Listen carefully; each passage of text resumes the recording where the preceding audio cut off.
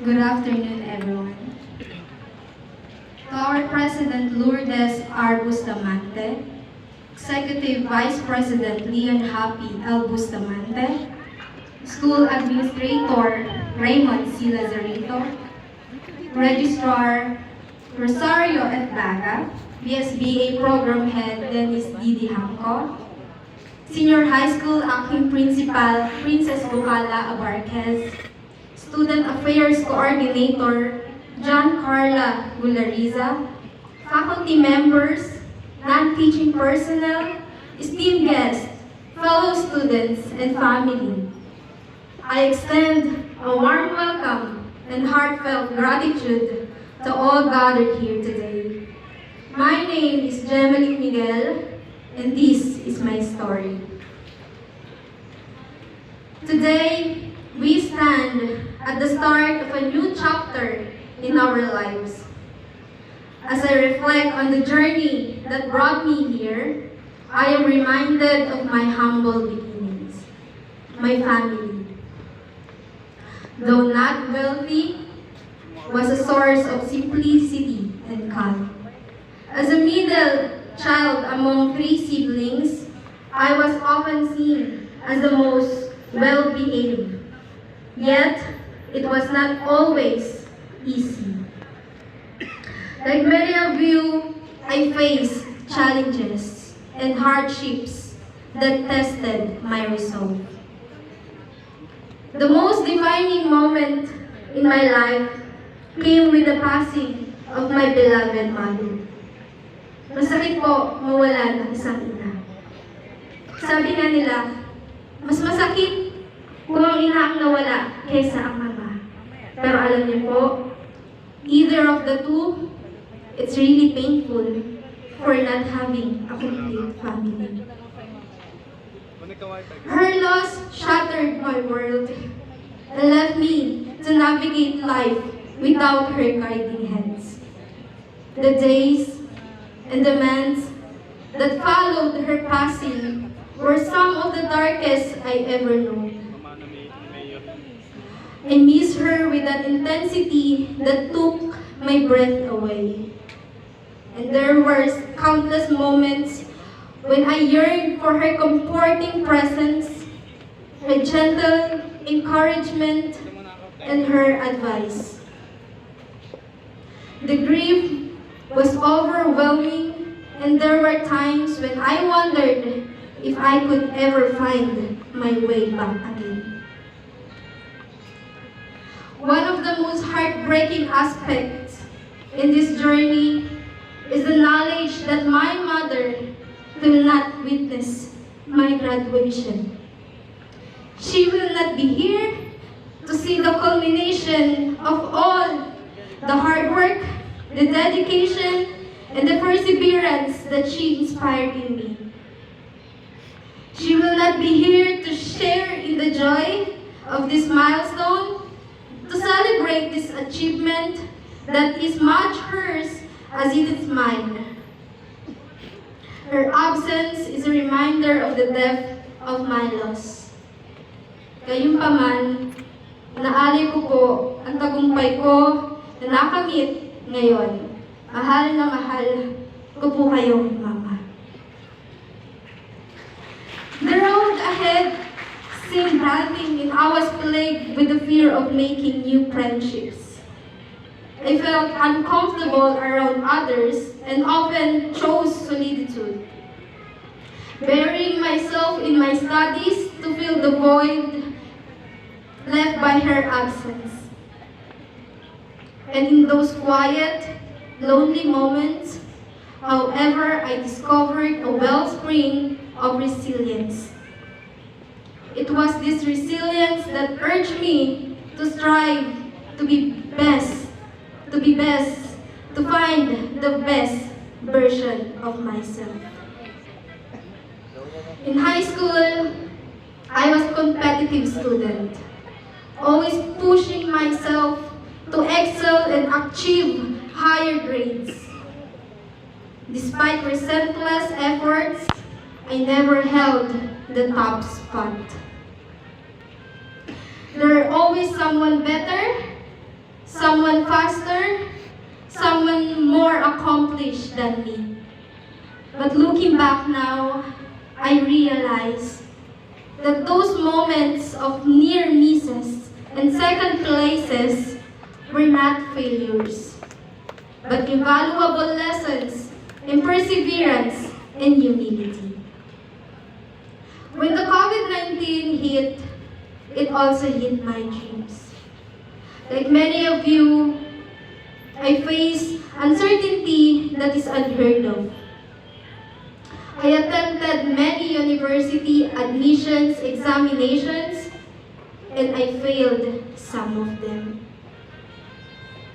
Each rejection felt like a step further away from my goals. It was a difficult time, and I reached a point when I no longer want to study. But my cousin, Gaylene, she recommended me System Plus Computer College. At first, I was uncertain, but soon I realized that it was meant to be. Starting my freshman year during the pandemic was incredibly challenging. I was not used to studying online, and adopting this new mode of learning was difficult. The isolation and the technical difficulties and the lack of face-to-face interaction made it hard to stay motivated. Yet despite these obstacles, I persevered. There was a moment when someone questioned me, asking me, "What will you do if you don't study? What kind of life would you have if you did not study?" And that question shook me. Life in a modern world is not what it used to be, nor it is what we had imagined an easy life. I was struggling mentally, and I almost gave up. However, I will express my appreciation to her as her counsel led to my transformation from a hopeless person to the one you are listening to today. I thought that time, sayang naman kung hindi ko ipagpapatuloy. So my college life was not all well. Like sea waves, it had its ups and downs. To continue my dreams, I had to support myself, both financially and emotionally, as my father was unable to. I had to work and study at the same time. Thus, I moved from our house and worked at my cousin's store as their helper. And I thank them so much for supporting me morally and financially. They welcomed me with open arms, treated me well, and loved me as a part of their family. However, because I couldn't support myself alone, I acquired a scholarship at QCYEO. Proudly I say, scholar ng bayan. I thought my problems were over, but the pressure remained in me. The thought of quitting was always there. Sabi ko, magtatrabaho na lang ako kaysa mag-aaral. I was in my third year college when that thought attacked me. I had finished my exams. Sabi ko, pagkatapos ng exam na to, ayoko na. At di na ako mag-e-enroll. But suddenly, while I was taking my exam in personal finance, Miss Mavic Ramos approached me and asked me, "Ikaw ba si Miguel?" And I said, "Yes, ako po." She added, "Kausapin kita mamaya." So I was shocked that time, like I didn't want to finish my exam, so she couldn't talk to me na. But after the exam, she said, Miguel, please continue your studies. Kung kaya mo pa, magpatuloy ka. So it was a silent moment for me. Of all she said, that was the only line I heard and it marked in my heart. Thank you po, Mama Vic. Because of what you said, maybe I wouldn't be here sharing my stories and inspiring many people right now. Therefore, I continue pursuing my course despite the obstacles life threw in my path. As I mentioned, during my primary and secondary education, I was competitive one. I was striving to be the top student, the president of the class, of the club, and the school councils. But I was never the person they were searching for. I was never the top student in the class. I never won as the president of the school councils. Even though I tried to be a good leader, I never had the highest honor despite my determination. But you know, I was almost there. I was almost at the top. I was the vice president of the class. I was the representative of our grade. And what I can say is, sayang naman. Sayang kasi I'm almost there. Life is full of sayang moments.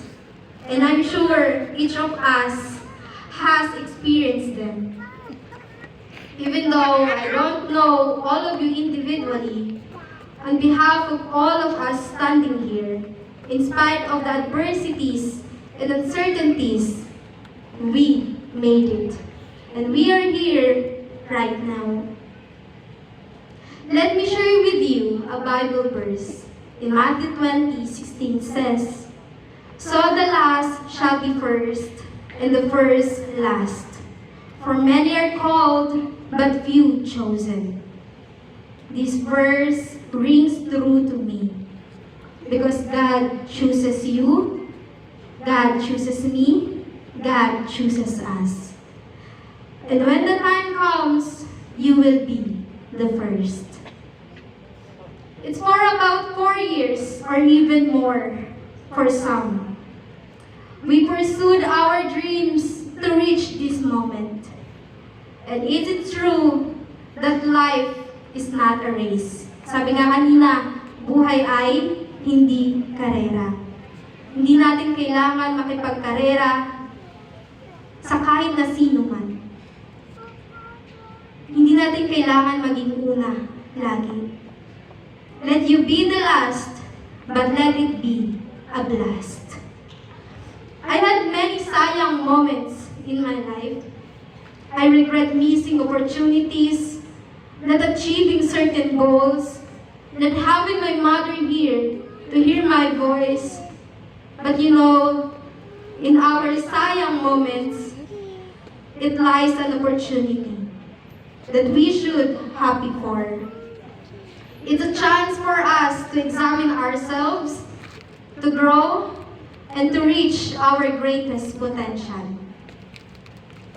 During my elementary and secondary schooling, if I had been the leader or president, I wouldn't have developed a subjective heart or become a good follower and listener I am today. If I had been valedictorian, I might not be as content as I am now. If my mother were here, my life might not or might have taken a different path. I wouldn't be who I am today without all those sayang moments. Every sayang moment, it's not about losing something, but gaining something to rejoice in. When we fail to achieve something, when we cannot be the person we want to be, when we fall, when people disappointed us and rejected us, please rejoice. Because God is steering us away from distractions, hurts, or pain, and from all bad things. As the lyrics of the song Trust His Heart go, all things work for our good, though sometimes we don't see how they could. Struggles that break our hearts into two sometimes blind us to the truth. We are not perfect, but we are not losers who should stop trying. Who could imagine that someone who was never at the top could stand here today, living her dream and speaking of you right now? Hindi sayang, kundi saya lang. Nagpapasalamat po ako sa Systems Plus Computer College sa pagbibigay sa akin ng oportunidad na makilala ang school na to at nakapag-enroll ako at naririto ako ngayon.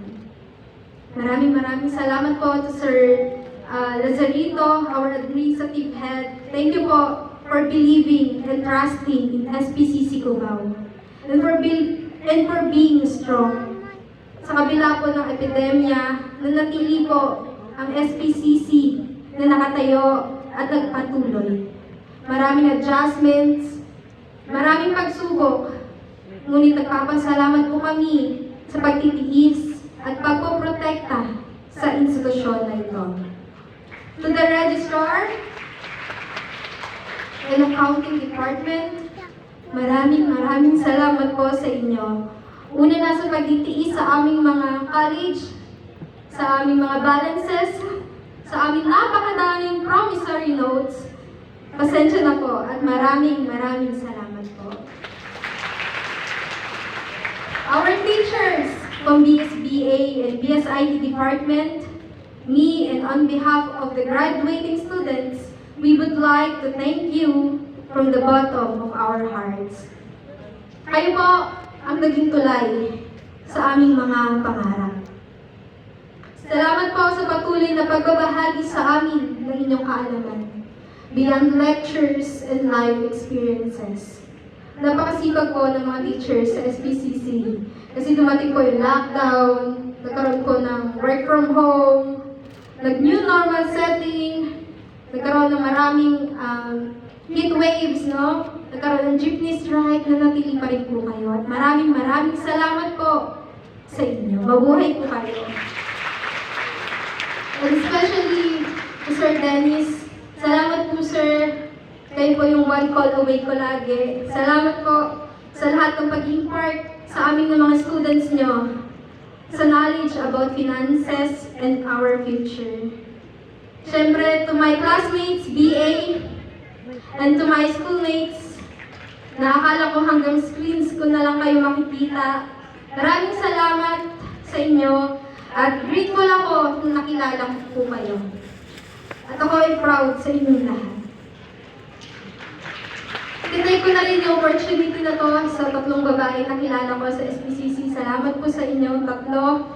Dahil sa inyo naging masaya yung college journey ko. To my gala girls, thank you sa inyo. And most importantly, we could not have done it all without the help of our Almighty God. Our hearts are filled with unspeakable joy. The unending grace of God lead us to pursue our academic goals and overcome obstacles. By Him, therefore, we offer praises continually. That is the fruit of our lips, giving thanks to His name, Jesus. The journey was not easy. Alam natin yung lahat. Mahirap yung 2 taon na senior high at 4 na taon sa college. It brought tears and hardships. It was not the path we wanted because of the hurdles we had to overcome. But look at you right now. You are here. We are here. We fulfilled our dreams and we reached another milestone.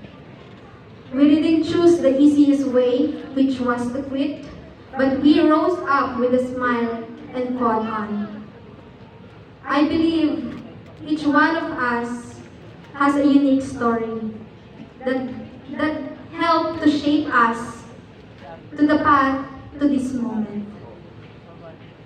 We have all faced obstacles, whether they be personal, academic, or emotional. Yet, we are here, standing on the brink of the future filled with endless possibilities. Our collective journey is a testament to our strength and determination. As we prepare to step into the world beyond these academic walls, let us carry forward the lessons that we have learned.